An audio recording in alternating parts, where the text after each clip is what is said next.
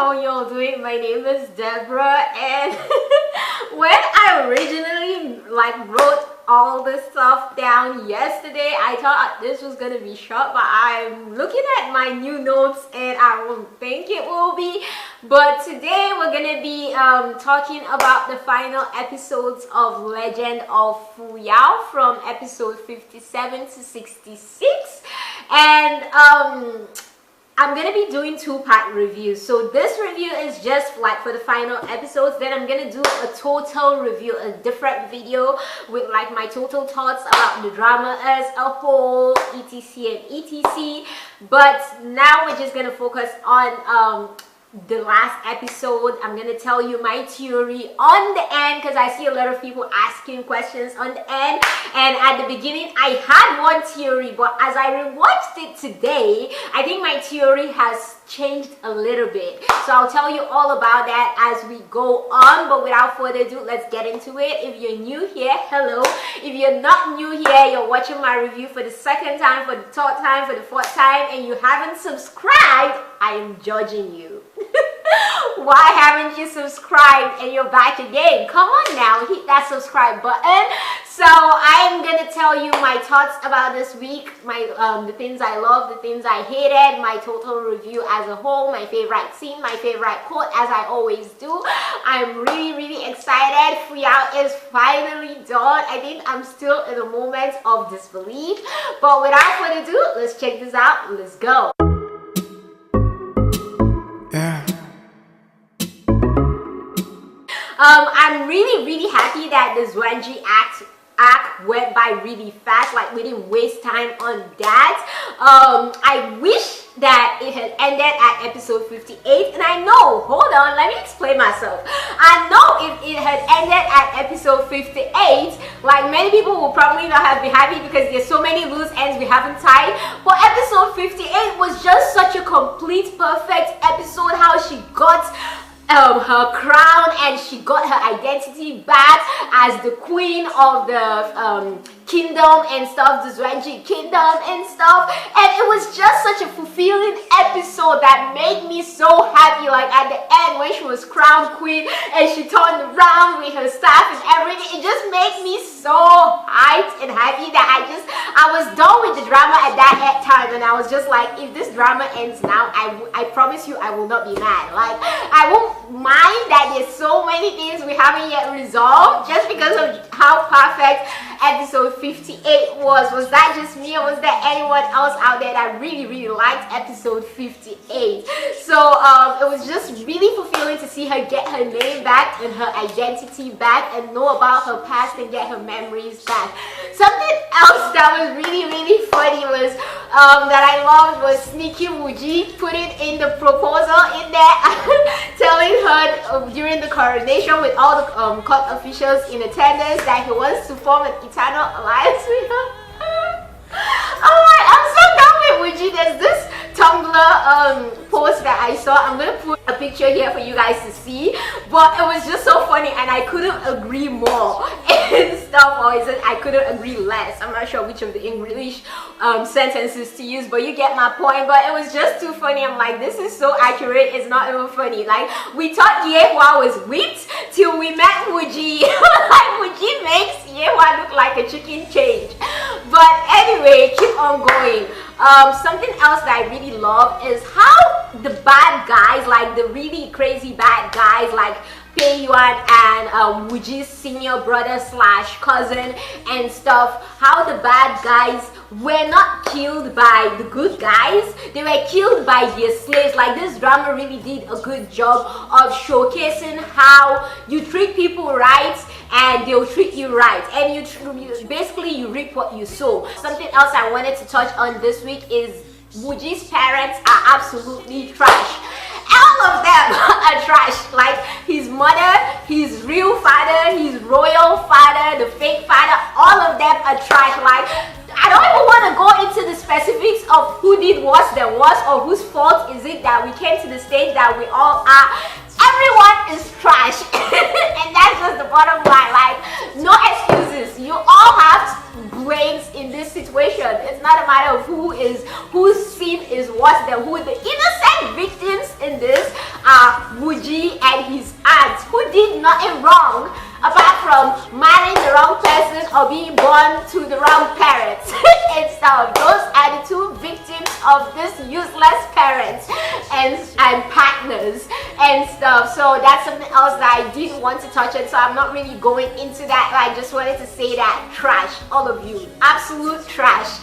Next thing I did want to touch on is I like that finally, if you've been keeping up with my reviews, you know something that has been eaten at me is the fact that the kisses, they don't give us good kiss angles, and instead of us seeing their lips and their tongue or whatever is going on with their mouth, we keep seeing their hands and your head and your back, and I'm like, I don't care about all this. I see it enough. If you're gonna give me a kiss, let me see an actual kiss and stuff, not just two people holding each other and your face being together moving and I can't really see what's going on and stuff.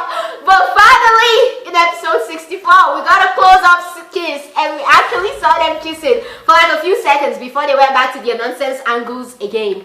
But I am thankful, because if we had gone through this drama 66 episodes with bad angles for kiss scenes, I would have been so mad. So I'm really glad that they fixed that for a few seconds, at least once in the history of the drama. So that was its saving grace, because just for that kiss issue, I would have rated this drama lower than I would normally have. But thankfully, they redeemed themselves in episode 64. Something else that I also really want to talk about is that this week didn't really get me that emotional. Like, not even the ending scene got me that emotional, but the scene that literally got me emotional and I was literally close to tears was when Fuyao was going to go to firmament by herself, and she was gonna leave Wuji behind and go, and then she goes on the road, and in the forest she sees Wuji waiting there for her, and he's like, I told you not to ever leave without letting me know, like, don't leave me behind. If you're gonna do this, let's do this together.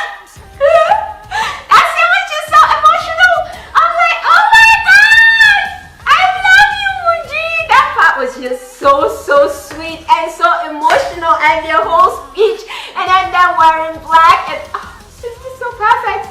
I'm like, that scene was really emotional, and I legit, like, tears were welling up in my ears, like they didn't fall down, but they were close to falling down and stuff. That scene really touched me, and I think that's the scene that really, like, yeah, we knew they were in love and all, but this scene really was what hits me in the history of their love, and really made me know the depth of their love for each other, which is weird because it should probably be a scene where they're trying to die for each other or something like that. But this scene really was the scene that really grabbed at my heartstrings and really pulled at me and tugged at me.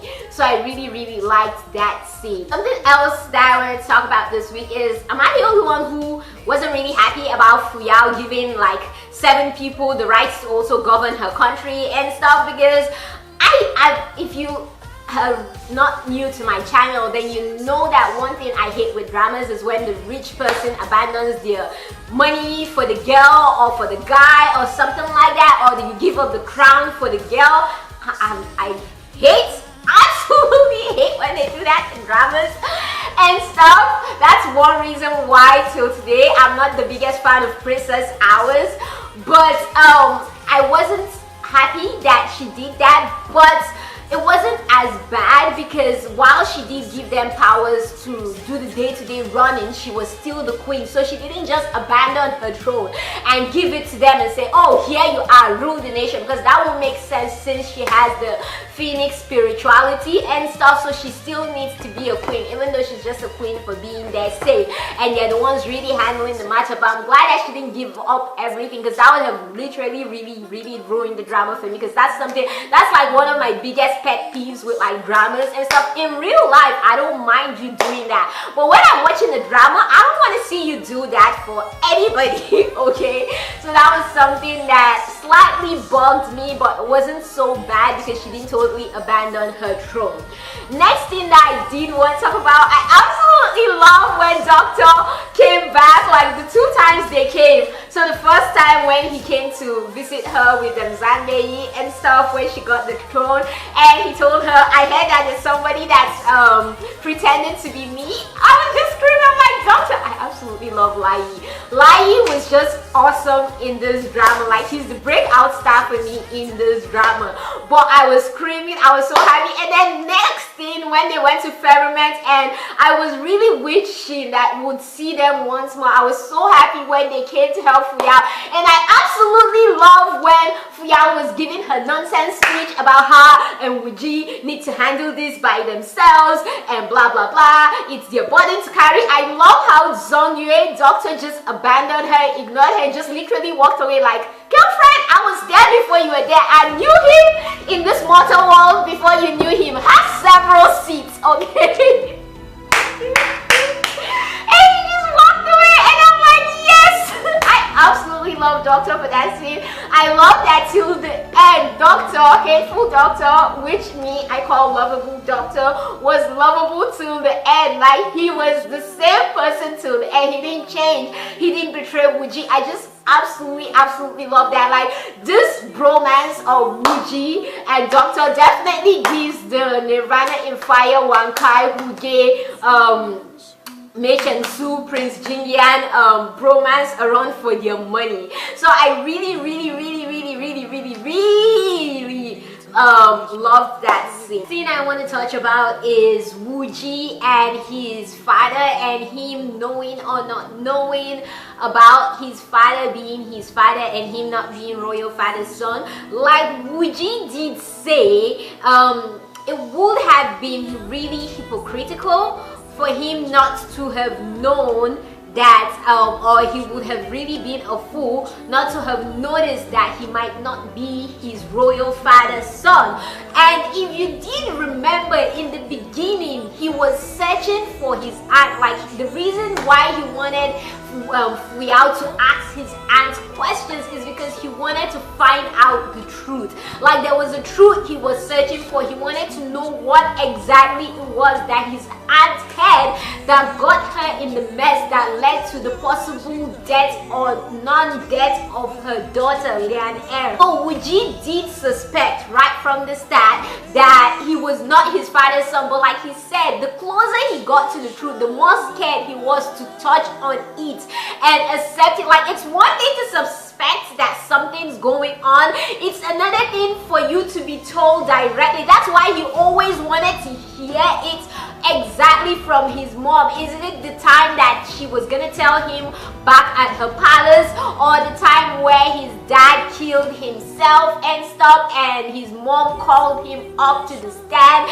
and was trying to tell him the truth? Like, all those moments were definitely in his face. So it's not like he didn't suspect or he didn't think, but he didn't want to accept that it was the truth, that this guy is actually his father, because it goes against everything he has ever believed in and everything he has ever known and stuff. So I do understand that, but tell me, because that part was like one part that was gonna annoy me if they had made it seem like Wuji did not know. So I'm glad that he did clarify, that he did suspect, because everything pointed at this dude obviously suspects that there's something going on, but he just wasn't sure, and he hadn't gotten that stamp of surety that yes, I am not this man's son, till the last moment when he died. Like, even when his uncle tried to stand for Wuji to kill him, he had his suspicion then that his uncle was not a bad guy, number one, and okay, this man really likes me and wants to be killed that badly and stuff. So it was right there in his face, but he wanted someone to specifically, and not just anyone, but his parents, to tell him with their own mouth, like, you ain't the royal father's son, you're this person's son and stuff. Something else I did want to touch on is Xiao Zi, or Seven's death, as some of you might know him. But Xiao Zi's death, while it was sad, it didn't really tug at me. I think part of the reason why it didn't really bug me that much, like, I did feel bad for him, but I didn't really feel as bad because I didn't watch this drama as a whole from, if I had watched this like marathon this drama, it would have probably hit me more. But since I have breaks in between each week and stuff, it didn't really bug me as much as it should have. And I did understand that someone had to die, so they took the person that really had no responsibilities. He didn't have a kingdom to take care of. He didn't have, yeah, he had someone he loved, but obviously he can never be with Yang and Zhu and stuff. Like, there was nothing tying him to the world apart from, oh yeah, he really loves Fuyao, he's loyal to Fuyao, she's like his sister, but Fuyao has someone else she can lean on if he dies. Like, for 7, his purpose was achieved, which was basically being a friend for Fuyao and being that wall that Fuyao, or strength Fuyao needed till she found her eternity. And she finally found her eternity, so it made sense that it was 7 that had to die, because he had nothing else tying him to the world except, you want to say, well, friendship and all. So it did make sense that 7 was the one that died, so it didn't really bug me. And at least we waited till the last episode for him to die. I mean, it would have bugged me more. I'd rather take 7 dying than Doctor dying. Get my point? So I think the writers just said, okay, who will die and it will have the least effect on people, and it wouldn't really, they won't come at us with pitchforks. Let's think. Okay, it makes sense for Xiaozi. He doesn't have a kingdom to rule. He doesn't really have a wife waiting for him at home. He doesn't have kids. Like, he can die. He doesn't have his tribe and stuff. The only real person he has is Fuyao. Even his uncle came and left again and stuff. Uncle Zhao came and left. So it's only befitting that it was Xiaozi that died. What did I not like in this? Something else I wanted to touch on. Isn't it amazing or show of how good the acting is in terms of how similar Folian and her mother's acting of crazy are? Like, if you just go back and rewatch it, you'd see that they have the same traits. Not just that they're crazy, but the way they act out their crazy is so freaking similar. If I didn't know this was a drama, I'd legit think, yes, these people are really related because of how similar the acting was for both of them. I wonder if they trained together, like, okay, this is what we're gonna do, this is how we're gonna showcase this and that. But yeah, it was really just interesting just seeing like photocopies of each other's with different faces. Okay, so what did I hate about this week's end episode? So the only thing that I didn't like is some things were not clearly tied. Like, it wasn't as bad as Princess Agents, which just ruined the whole drama for me. This wasn't so bad that the things that weren't tied weren't so bad that it made you regret wasting 66 hours of your time just watching this drama. But it definitely made me wonder and wish they had tied those things up well. Like, if we had cut off or reduced the whole Fian Kingdom, like Zhang Beiyi's act, would have probably gotten the answers. And the things I'm talking about is like Lian Er, what happened to her? Is she tired or isn't she tired? We never really got an answer for that. We can speculate that she is, but we're not really sure if she is. Whatever happened to Folian? Did she die? Is she gonna come back in future to try and cause havoc and stuff? So those are the two main things that I really wanted, like, an answer to, that they didn't really give us, that I felt wasn't really tied well. But it wasn't so bad, like, in the greater scheme of things, like, to ruin the drama, unlike Princess Agents. For those who have watched Princess Agents, and y'all know what I'm talking about. Now let's talk about the end. This is where I'm gonna give like a really long speech. So grab your teacups, take a sip of your tea, breathe in, breathe out, and let's do this because this is gonna take some explaining.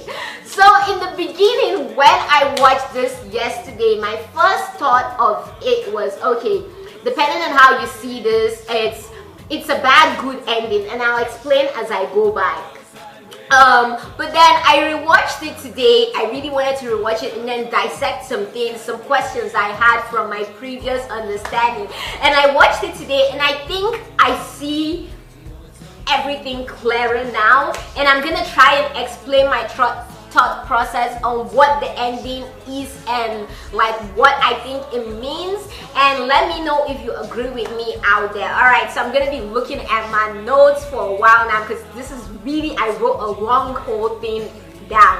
Alright, so let's start from the very beginning. Now in the ending, you see where it showed Wuji and Fuyao in this place that had, first they showed us clouds in the sky, right? And then they showed this palace that looked similar to the palace in his kingdom, right? And in Megre's empire and stuff. And when they showed us that palace, they showed Wuji and Fuyao. They didn't have their crowns and like the headgear that royalty wears. They just had simple, humble attires and headgears and stuff. Everything was really, really humble. And the poem that Fuyao was quoting as they were playing around was, she said, among the 33 palaces, Li Hentian is highest, and amongst the 440 sicknesses, love sickness is the most painful. Now let's dissect it from there. Let's start from there. Number one, my first theory is where they showed us like the place where he was playing with Fuyao and they were overlooking below the ground and stuff and looking at what felt like a kingdom and the world is Li Hentian. So I feel like they did make it to Li Hentian. Now let's keep going. Just hold on people, and just come along with me. Like I said, this is gonna take a little bit of explaining to do, okay? So just come along with me. I feel that that place is Li Hentian, and like she said, the greatest of sicknesses is love sicknesses, which I feel is the trial you need to pass through to get to Li Hentian. Now let's keep going. After that, they start talking about Aha, and Fuyao tells him how it feels like he's yearning for someone, and he explains how no, he isn't yearning and stuff. And then they go into this speech about how if she goes to the mortal world, he says, if the mortal world has her, I'll go to the mortal world. That's what Wuji said, and he did go to the mortal world for Fuyao. So that speech already, just that one sentence before we go into dissecting everything, if the mortal world has her, I will go to the mortal world, tells us that Fuyao and Wuji are not mortals originally. So now let's keep on going. Are you with me? So the first thing to know is that that place is the Li Hentian palace, and then the second thing to know is that they're not mortals. They're immortals. They're gods. Are you with me? Alright, let's keep going. So the next thing, he says, if the mortal world has her, I'll go to the mortal world. Remember, Wuji did that. Fuyao asked him, what if the mortal world will be in chaos soon? Which did happen. Apart from just the whole fighting that happened between the kingdoms, you know, the kingdoms were in certain crisis. Like each kingdom had their own crisis, and then the ultimate crisis that was gonna happen to the world is Fuyao possibly turning evil and bringing back Defeated and the world being ruined and all, right? So Fuyao answers him because this is where it relates to her and stuff, because she is the one who will possibly revive Defeated and cause chaos in the world. So she is the one that had to ask that question. She says, what if the mortal world will be in chaos soon? And it did come into being that it was going to be in chaos soon. That did happen. And he answers her back. He says, if the mortal world will fall into chaos, I'll fight. He did fight. He fought in all 5 kingdoms, and even in the last stand for her and the whole Defeated mess and the whole evil possession that happened and her becoming a demon and stuff, he fought till the end. He did keep his promise, right? Now let's keep going. He then says, if hell opens, I'll go.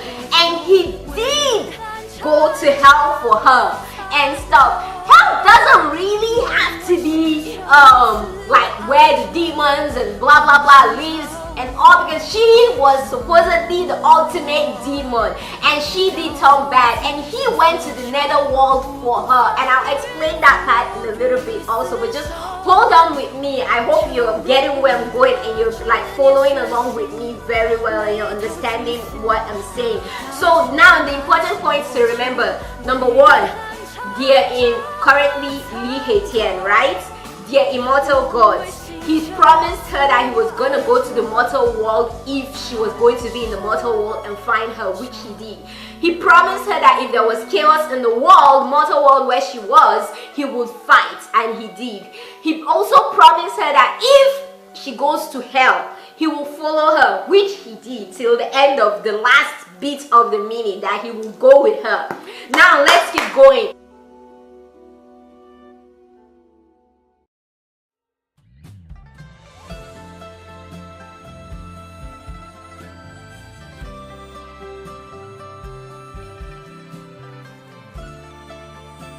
Next, he says, if firmament hinders it, I'll cross it. He did. Firmament did try to hinder him, but he crossed it. Now, while we're still in this whole firmament group of the conversation, let me explain my theory on why I feel they're alive and why I feel it's a happy ending. Now, reverse back to episode 65.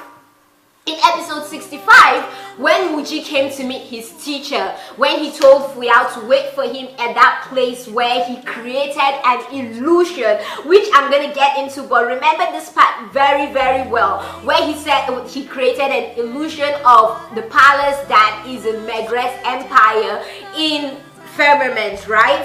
When he went to see his teacher, Wuji told his teacher that he wanted to pass through the netherworld illusion punishment. Now, this is what is said about the netherworld illusion punishment. Surviving the 4 rings, one can become intangible. What does intangible mean? It means you can become unable to be touched or grasped. You can like not having a physical presence. Basically, like I told you, they were immortal. So if he passes that, he becomes untouchable. He becomes a god again. Like he goes back to an immortal status if he's able to pass the netherworld illusion punishment. And then it says, once the person being punished safely survives it, no matter what his status is, he will be treated as if coming from the divine palace. So he will be treated as if he came from the heavenly palace and stuff, and obtain the promise of help from Evergreen Palace. So what Wuji wanted to do when he went to his teacher was he asked that he passes through that punishment, because if he passes through that punishment, he will be able to become untouchable. Like he can't die and stuff because he becomes an immortal, and he will be able to get the promise of saving Fuyao. So he will be able to save Fuyao. Now reverse back to episode 66, where I said the whole speech, where he said the speech of if firmament hinders, I'll cross it. He goes through this punishment. He was tied to the wall. That was the Netherland illusion punishment, where there were needles or nails placed in his hands, and he was tied, chained up to the wall and stuff. And then he sees Zhang, his ancestor or himself in the mortal world, the first guy who killed Defate and who looks like him, tell him that it started with him and it will end with him. So it started because of him, like this whole mess started because of him, and it will end with him, right? And then immediately he saw that he got the points. Now I know some of you may be thinking, okay, does this mean he has to die and stuff? So does that mean like at the end of the day he did die? No, it will end with him doesn't necessarily mean death, and I'll explain that as we go on. But just note that statement of it will end with him.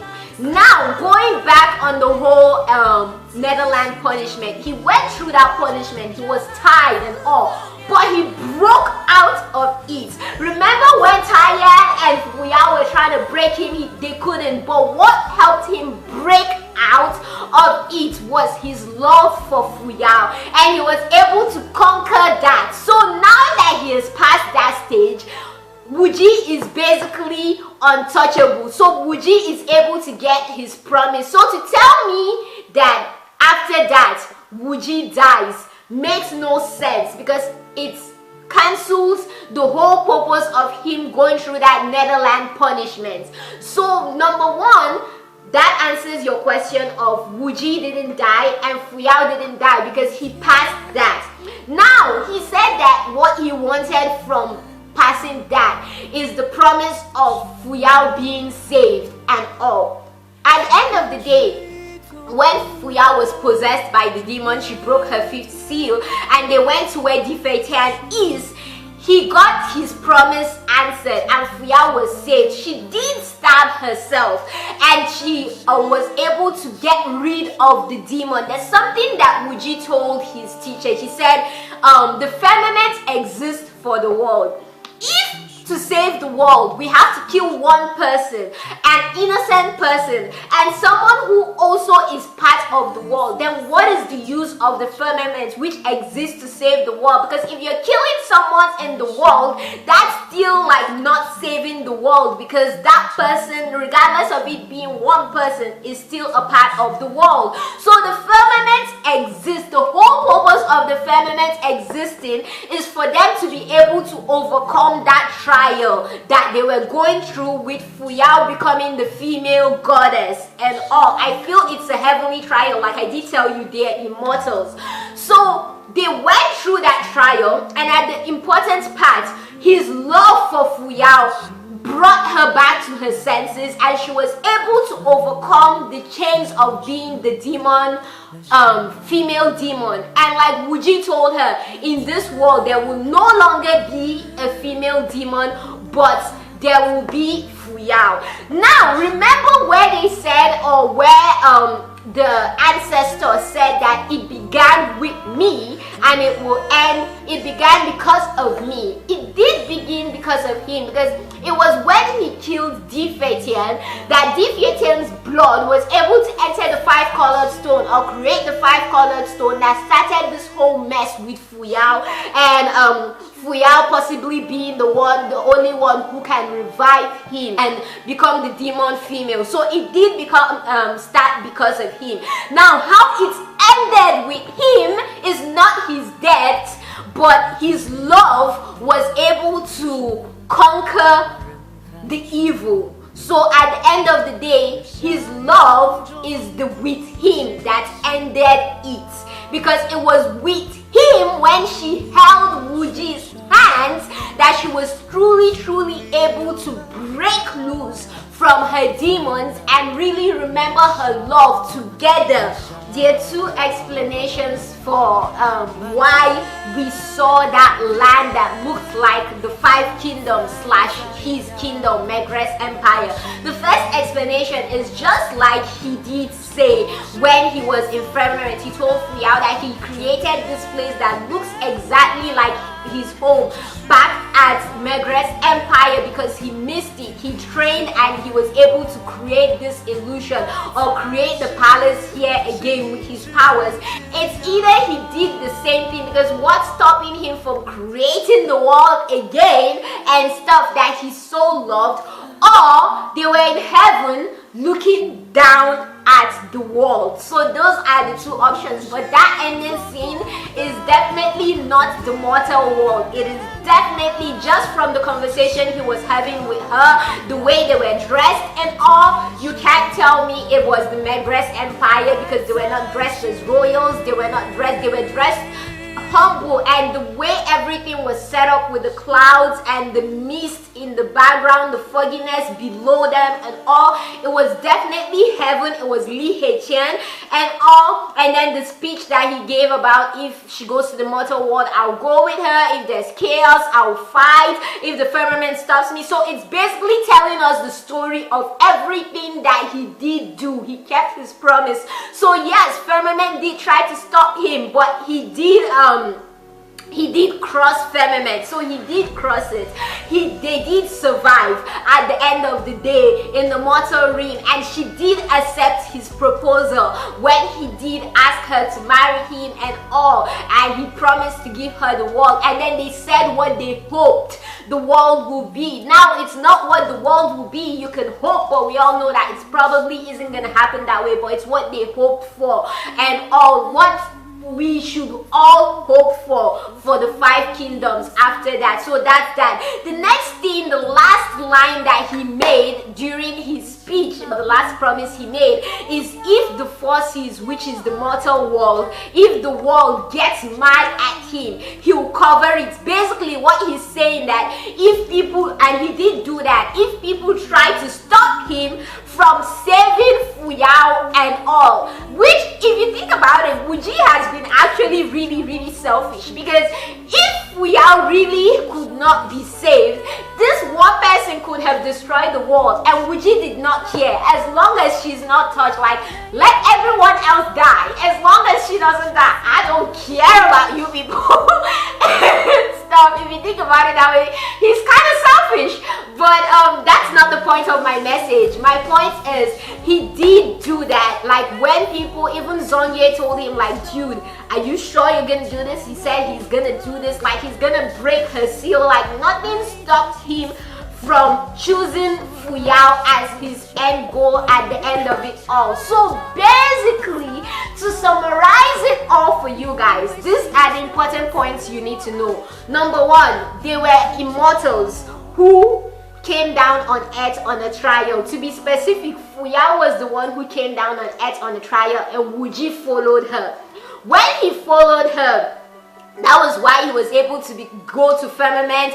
When he followed her, in the beginning, he was the one who killed Difetan. And he's the reason, because he killed Difetan and he didn't do a very good job of killing Difetan. Difetan's blood created what caused Fuyao to become a threat to the world. And it was only him who started everything that could end it. And the only way he could end it was by his love and their love together. So at the end of the day, he did fulfill his promise to Fuyao of following her to the mortal world, of fighting against the world and the firmament and crossing the chaoses and all that will go on just for her. And then he got to her in the mortal world. He was able to, with his love, overcome the trial of her becoming a female demon. He was able to get rid of the female demon from the world, and with him, they were able to live as normal mortals, and when they die, they go back to being immortals again in the next life. So they will always be together. Why? Because Wuji cannot let go, and he will always follow her regardless of where she goes to. So hopefully that does clear it up for you people. Like I said, the important points you need to remember: he was a mortal, he came, he followed her to the world, she came on a trial where she became the threat to the world, where she could become a demon goddess, female, and ruin the world, and he saved her with his love, and they lived together happily as humans. So in the beginning, I did think they had died, but then when you think about the fact that he went through that Netherland punishment, it doesn't make sense that they died, because the whole point of that punishment was for them to survive together. So yes, if you're wondering, is it a happy ending? I'm confused. Don't be confused. It's a happy ending. They did end up together. They're alive and well. And now for those of you wondering about their friends, like Lai said, the doctor said, like Zhang said, he was gonna come back and eat with Ziyun. So we know their ending. He already got his ending. He has resolved his revenge. So he already got his ending previously. If you're wondering about Zhangbei and Lanzu ended up together. We already got their ending. We know how that's ending. So when they were fighting with Fei Yan didn't kill them. So yes, they're still alive. And Wuji now has become intangible, so he's able to create a way out for them to leave firmament and return back to their kingdoms, their respective kingdoms and all. So yes, they're okay, they're alive, everything ended happily. End of story. that was quite long. Hopefully you all got that explanation. I'll probably write a note about this on my drama list and just put it on there for you guys to dissect and understand a little bit more. Or just below my video, I'll probably just check the description if you still don't get me, and then read through it. Hopefully that will give you a better understanding. But I'm gonna probably talk about this again in my next review. Maybe not. Maybe I'll find a better way to explain it to you all. If you don't understand, just let me know in the comments down below. I'll find a simpler way to explain it to you all. But overall, I really did enjoy this drama. It did have some moments where I did have some problems with it, and it felt like it was like I could do without those scenes, like the Yal and Zhu Zhan scenes, and some things could have been ended better and we could have gotten a better ending. But still, I can't be upset about the time I've put into this drama. It was definitely worth it. It has become one of my favorite dramas of all time. One of my favorite, not my favorite, but definitely one of my favorites. I loved how our main couples communicated effectively. This has been a joyride. I definitely did not regret my time. Like Ethan said, it was a happy ending. Now it's just left to you to interpret how it is a happy ending, but this is my interpretation of why it's a happy ending. Even though some things were rushed, the main loose ends we wanted to be tied were tied for me. So I really don't have a problem with the end of this drama. But yeah, I definitely enjoyed this drama. Next review, I'm gonna grade this drama and go more in depth into some other things I do want to touch on. But I definitely enjoyed this drama. I am now currently watching Rise of the Phoenix. If it gets subbed, I'll probably do a week by week review, but if it doesn't get subbed, I don't know what I want to review next. I'm watching Heavy Sweetness, Ash Like Frost, and Rise of the Phoenix, and what's the other one with Wan Mei and Gongzi?